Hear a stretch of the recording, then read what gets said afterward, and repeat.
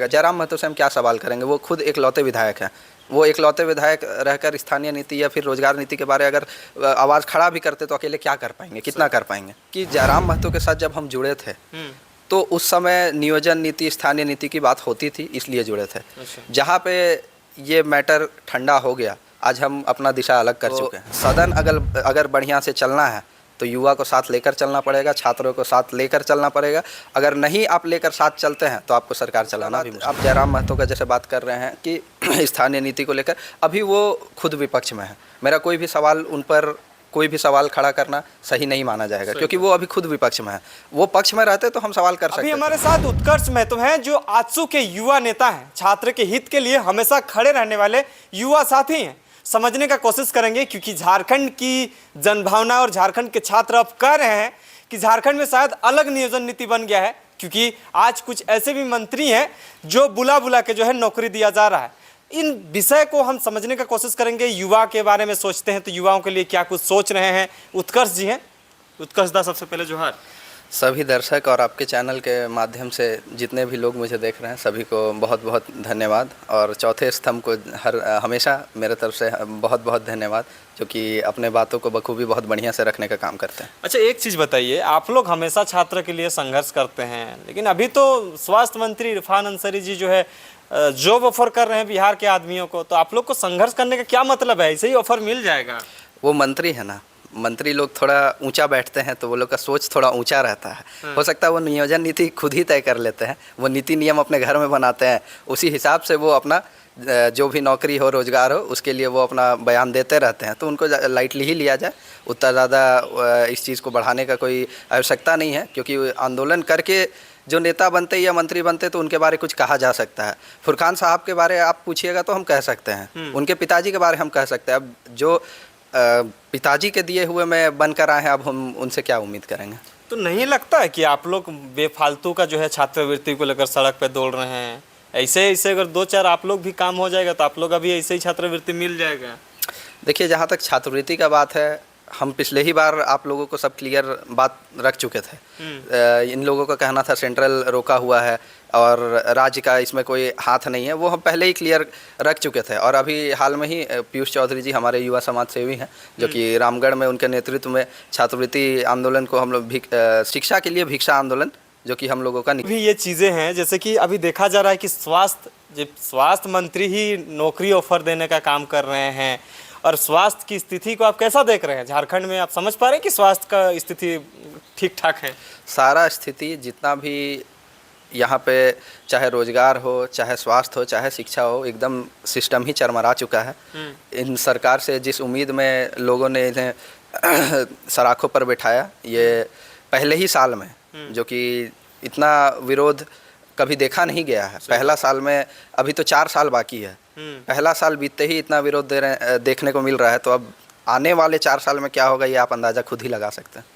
उत्कर्ष जी हमेशा छात्र की बात करते हैं, लेकिन छात्र को लेकर अभी वैसा कुछ वैकेंसी भी नहीं आ रही है, और सरकार जो है ऊपर से अदर स्टेट वालों को ऑफर दे रही है। तो इससे क्या मानसिकता दर्शाती है? आप युवाओं में क्या मतलब समझ पा रहे हैं कि क्या होना चाहिए? आप लोगों को लग रहा है कि कुछ होगा? हम हमेशा से एक ही चीज़ कहे हैं, मेरा बात हमेशा एक ही चीज़ पर रहता है, जो कि है 1932 का जो बात उठा था, जो कि अभी साइलेंट हो चुका है मुद्दा। हम इस चीज़ को लेकर खड़े हुए थे, हम इस चीज़ को लेकर आगे आए हैं, हम इस चीज़ को ही लेकर आगे बढ़ेंगे। मेरा मुद्दा जो है वो मुद्दा यही रहेगा। और नियोजन नीति के बिना यहाँ पे रोजगार देना असंभव है। सही बात। और जब तक आप क्लियर नहीं कीजिएगा, जब तक आप तय नहीं कीजिएगा कि यहाँ के स्थानीय कौन है, आप किसे यहाँ पे रोजगार दे रहे हैं, किसे नहीं दे रहे हैं, हम डिफरेंस कैसे क्रिएट कर पाएंगे? सही बात है। तो 1932 खतियान कहने की मांग करने वाले बहुत सारे नेतागण हैं। खुद सरकार कहती थी 1932 खतियान हम लागू कर देंगे, सत्ता पे बैठी वो सरकार भी कह रही थी। आज वो भी चुप हो गई और बाकी नेतागण भी चुप हो गए। तो उत्कर्ष महतो इस चीज़ों को कैसे देख रहे हैं?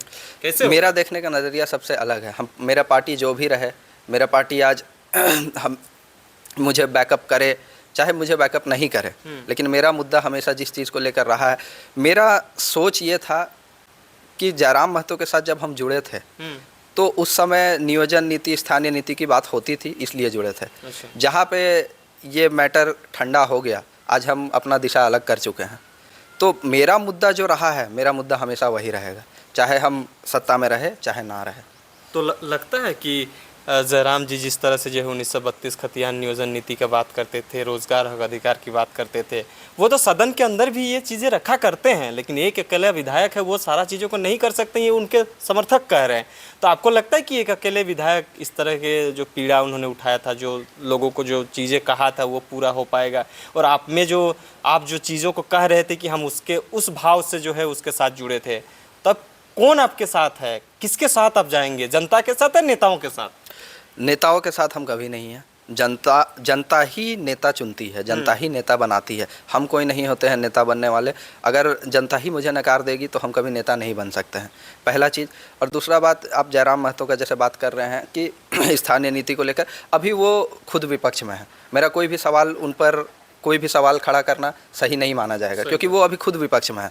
वो पक्ष में रहते तो हम सवाल कर सकते थे उनसे। मेरा सवाल अभी सारा रहेगा झारखंड मुक्ति मोर्चा से रहेगा, इंडियन नेशनल कांग्रेस से रहेगा, कांग्रेस से रहेगा, मेरा राजद से रहेगा, इन लोगों से मेरा सवाल रहेगा। जयराम महतो से हम क्या सवाल करेंगे? वो खुद एकलौते विधायक हैं। वो एकलौते विधायक रहकर स्थानीय नीति या फिर रोजगार नीति के बारे अगर आवाज़ खड़ा भी करते तो अकेले क्या कर पाएंगे, कितना कर पाएंगे? तो मतलब ये जो वर्तमान में जो सत्ता में जो बैठे हैं नेतागण, वो लगता है कि कितना उम्मीद है कि आप लोगों की जो छात्र की मुद्दा है उस मुद्दा को सॉर्ट आउट किया जाएगा? 1 साल में ही इतना विरोध प्रदर्शन चल रहा है, अब 4 साल बचा है, छात्र क्या होगा? मतलब छात्र के अगर सोच से माना जाए, हम भी एक छात्र ही रहे हैं। अभी मेरा एमए लगभग कंप्लीट होने वाला है, 2 महीने इस सेशन में मेरा कंप्लीट हो जाएगा एमए। तो अगर छात्र के नज़रिया से देखा जाए तो ये एकदम विफल सरकार है, सिस्टम फेलियर सरकार है। ये हर एक अपने जो विश्वास है वो खोते जा रही है, वो अपने एक भी पॉइंट पर खरा नहीं उतर रही है।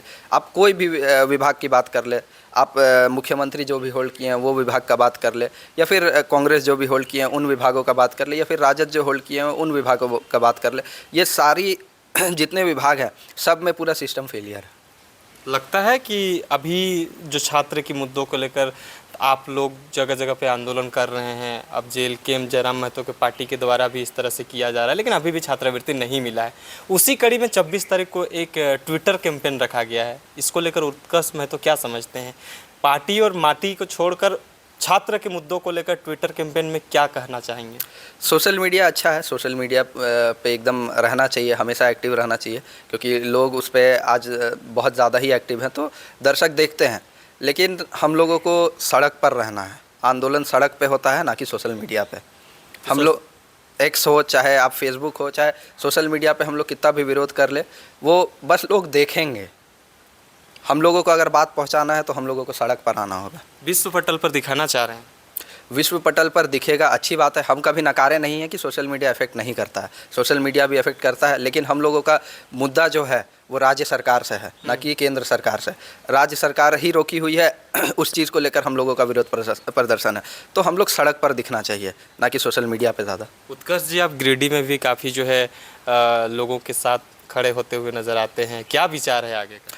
मेरे पिताजी का कर्म क्षेत्र ही रहा है गिरिडीह, जो कि खास गिरिडीह सदर विधानसभा, जहाँ से अभी माननीय मंत्री सुदीप कुमार सोनू जी अभी वहाँ से वर्तमान विधायक हैं, जो कि अपने क्षेत्र में कम राज्य में भ्रमण करते हुए ज़्यादा दिखते हैं। हो सकता है मंत्री हैं, हो सकता है कि टूरिज्म मिनिस्टर हो, इसलिए अपना घूमते फिरते रहते हैं, तो इस पे हम सवाल अभी नहीं खड़ा करेंगे। अभी 1 साल ही हुआ है, 4 साल अभी बाकी है। 4 साल जैसे पूरने वाला होगा तो हम अपना बात को और भी क्लियर करके रखेंगे। अच्छा, एक चीज़ बताइए उत्कर्ष जी, आप इतने छोटे से उम्र में युवाओं के लिए एक प्रेरणा बनते हैं, युवाओं के साथ खड़े होने की बात करते हैं और रहते भी हैं। अब दिल्ली आना जाना करते हैं, नेताओं से मिल रहे हैं, क्या विचार है?